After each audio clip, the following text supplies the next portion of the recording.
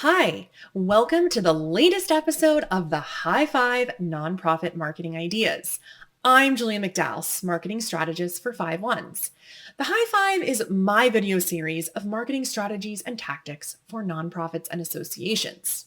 And today I'm talking about audiences. No, not studio audiences or a live audience, of which I have neither.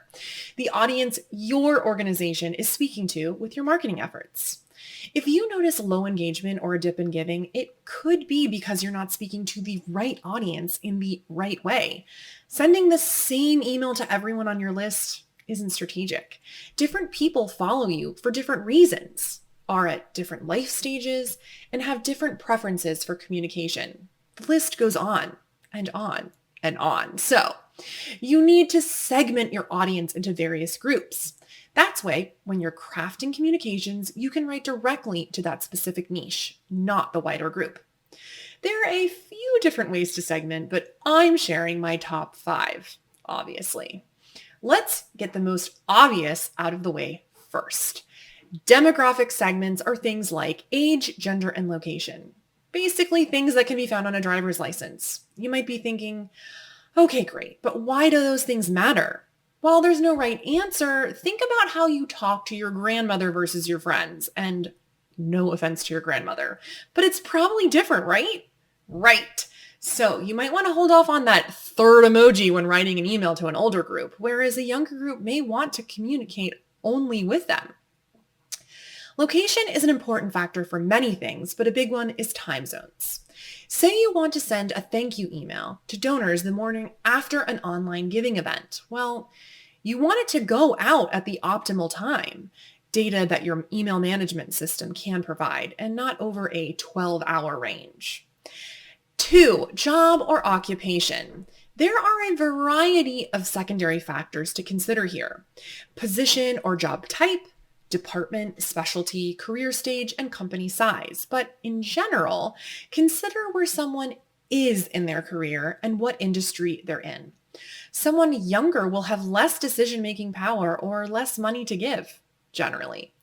Someone who is in a tangential industry to yours will have a basic knowledge or understanding of industry jargon compared to someone who does something completely different.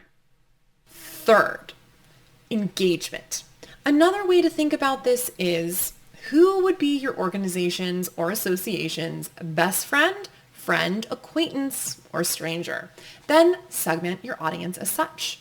You want to give more information to someone who is a stranger because they don't know a lot about you, whereas your best friend just needs to be kept updated on the latest happenings. By doing this, you're not flooding a highly engaged person's inbox with irrelevant or repeat information. That could turn them off quickly and you'd be searching for a new BFF. Next is membership or donor type.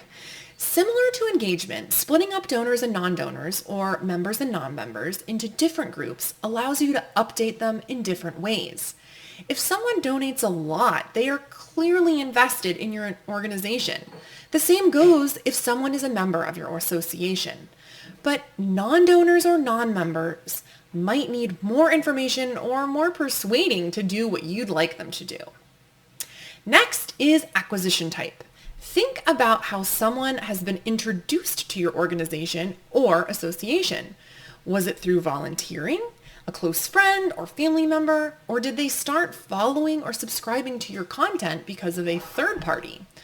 All are great forms of acquisition, but someone will have a closer tie or more familiarity with you depending on how they find you. The moral of the story here is split up your audience into segments that make the most sense to you and your goals. Then consider their background knowledge or familiarity with your organization and or industry. By doing this, you can edit your copy to talk to them on a more personal level. People want to feel like they're being spoken to personally, not that they're some part of a huge list. While it's obviously impossible to reach out to people on an individual level, segmentation allows you to get much closer. Thanks for joining me for today's High Five Nonprofit Marketing Ideas. Wondering what audience of mine you're in? Have a question? Drop me a note at julia@5ones.com on LinkedIn or in the comments below.